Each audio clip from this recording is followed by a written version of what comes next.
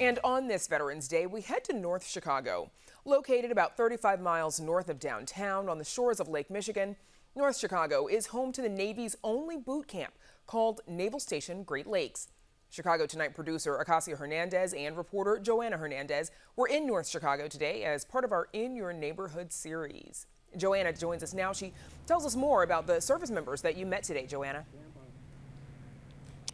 Now that's right, Brandis. This complex is filled with history, and this is where the training begins after they graduated. It's a 1,600-acre facility, and it almost feels like it's its own town. Now we begin tonight from hearing from a young sailor in his journey in the military.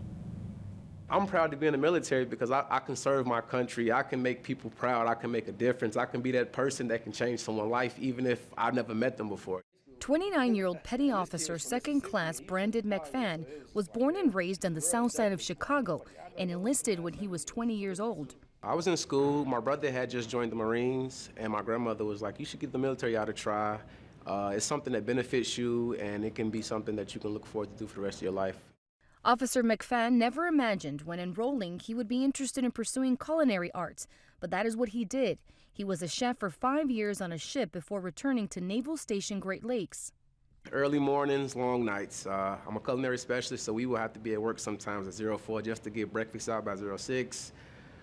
The last meal will close at 17:30, so we're cleaning up to about 18:30, 1900 at night going home. So it was tough, but it makes you a better person. Officer McFadden hopes to follow in the footsteps of service members who came before him.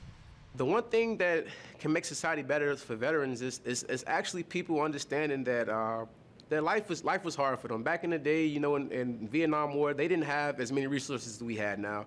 Christopher Schmidt is an Army veteran and now is executive director for USO Illinois, an organization founded in 1941 to assist troops and their families with food services and activities.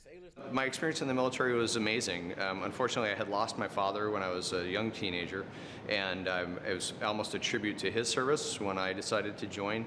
And it provided me with lifelong lessons in discipline and leadership that continue today. Schmidt served 14 years as an Army officer, a military career that has carried on after his service. For me, the most significant lesson, really is a life lesson, is that you put others first. As an officer in the military, your troops come first, they eat first, they get the supplies first, because their welfare and their effectiveness drive the effectiveness of the entire team.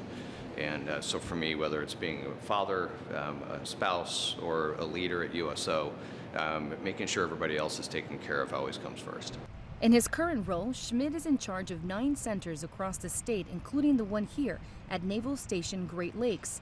Military wife Krista Chenault and her family benefited from those resources when they lived overseas in Tokyo for 20 years. When your husband's in the military, you have to be tough. And I left my home country when I was 20, and you have to be tough. You're alone in everything. Chenault reflects of what life has been like for her family. All her children were born on Yokosuka Naval Base, and oftentimes she had to get used to her husband being away for months at a time. Sometimes you see people don't appreciate what they have. And I see my kids sacrificing holidays, and you can see other people just don't care.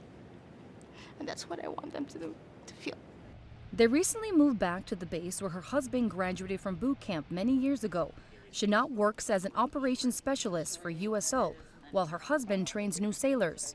For each and every military wife out there, I know there's going to be challenges, but if you trust the support that the military is giving you, and at the same time, believe in each other. If you are married to a wonderful person, trust each other. A message Chenault also spreads to those who don't have anyone in the military and want to support their troops. Exercise your rights is first, because when you vote, I don't understand why people don't vote. Yeah, there's a lot of things, even little things. Just appreciate the freedom that you're enjoying. What you're buying actually gives you the freedom is because somebody is sacrificing for it. Each person with a different experience, bound by the love of their country. It's a point of pride Those of us who've raised our hand and sworn an oath to our Constitution do so with selflessness in mind. So I'm humbled when people thank me for my first service because I didn't do it to be thanked.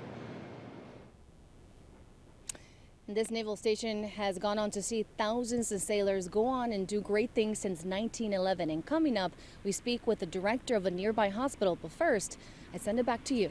It's good to hear those different voices of the service members you interviewed there, Joanna. Thank you.